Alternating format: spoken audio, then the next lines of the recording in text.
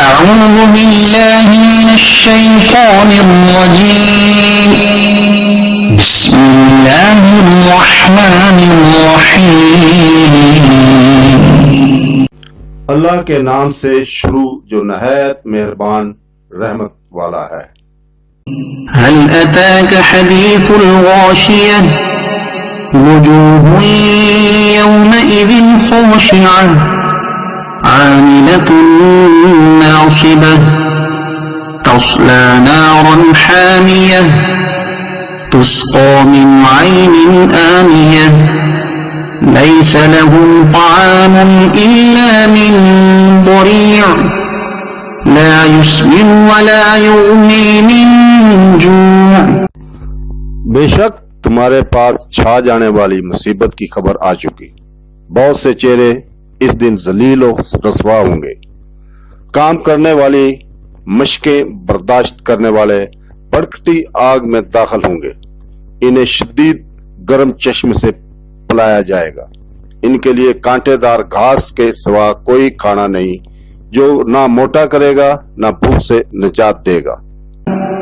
وجوه يومئذ ناعمة لسعيها راضية في جنة عالية لا تسمع فيها لاغية فيها عين جارية فيها سرر مرفوعة۔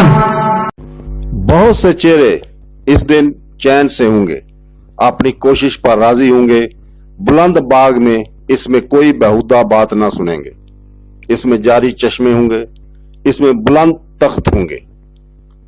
وَأَكْوَابٌ مَّوْضُوعَةٌ وَنَمَارِقُ مَصْفُوفَةٌ وَزَرَابِيُّ مَبْثُوثَةٌ أَفَلَا يَنظُرُونَ إِلَى الْإِبِلِ كَيْفَ خُلِقَتْ وَإِلَى السَّمَاءِ كَيْفَ رُفِعَتْ وَإِلَى الْجِبَالِ كَيْفَ نُصِبَتْ وَإِلَى الْأَرْضِ كَيْفَ سُطِحَتْ۔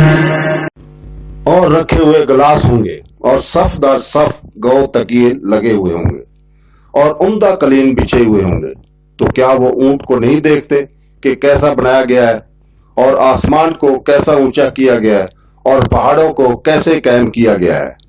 فذكر إنما أنت مذكر لست عليهم بمسيطر إلا من تولى وكفر فيعذبه الله العذاب الأكبر إن إلينا إيابهم ثم إن علينا حسابهم۔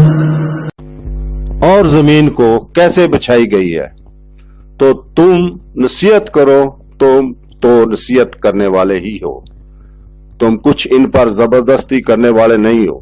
ہاں، جس نے منہ پھیرا اور کفر کیا تو اسے اللہ بہت بڑا عذاب دے گا، بے شک ہماری ہی طرف ان کا لوٹنا ہے، پھر بے شک ہم پر ہی ان کا حساب لینا ہے۔ صدق اللہ العظیم۔